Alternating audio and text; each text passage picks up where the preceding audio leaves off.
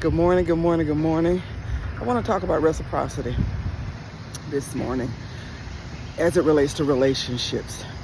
You know, in relationships, we can be used by people because they're used to doing certain things to us and we feel okay, but we really don't feel okay. Let's take, for instance, I have friends and they're not bad people, they're good people, but I give all when I'm in a relationship. I'm happy for things when they're happy for things. You know, I prayed for them. I still pray for them on occasion. And I don't feel I was getting that same in return. When I got blessed, I didn't feel excitement and joy from me, except from a few people. But that's how people do. And in relationships, the same thing. You giving all and being there for him. He can't show up for you. He got to tell you to meet him here. You know, it's not reciprocated.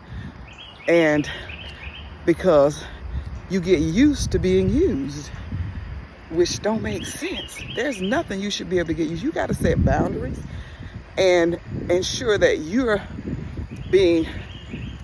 growing, you're maturing. And that's the same thing with our relationship with Christ. I hear a lot of Christians say, that's just the way I am.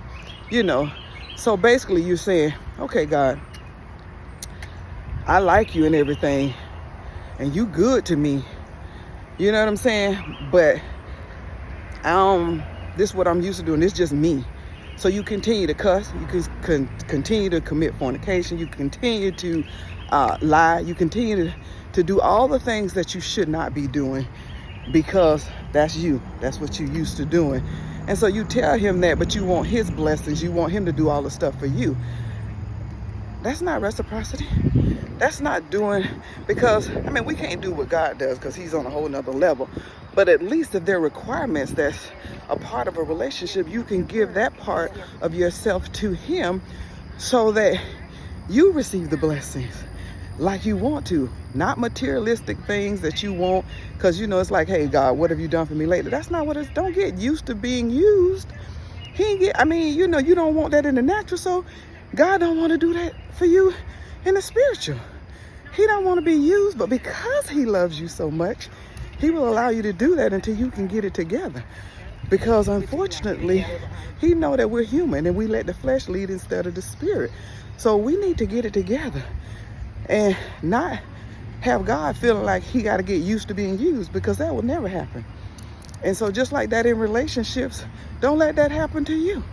Get it together and know that whatever is required in that relationship, you give your all just like they do. When same things happen for them, you're happy for them as well. Don't get used to being used. That's not a good feeling. You know it's not, but you figure, well, I've been knowing them for a long time, or I've been in this relationship for a long time, so it is what it is. No, you make that choice to change it, because you setting those boundaries like, I'm not doing this. If you can't give me and be there for me, you know, I'm not going to do it. Now, it's not mean tit for tat. You do something for me, I got to do something for you right away. But it's the same energy that's being given to that person that they're giving. And sometimes people get a little jealous. That's a whole nother story. But don't get used to being used. And now you can think about that in the spiritual. God don't want to get used to being used. He will never be used. But that's just my 2 cents for change. Until next time, fam, be blessed. Have a great day. And remember, use what you got to be a blessing to others. But don't ever use anybody, because that's not a good feeling, because the Bible says you reap what you sow. What are you sowing? Good? Because if you sow good, good coming back. If you sow bad, bad coming back. Be blessed, fam. Have a great day.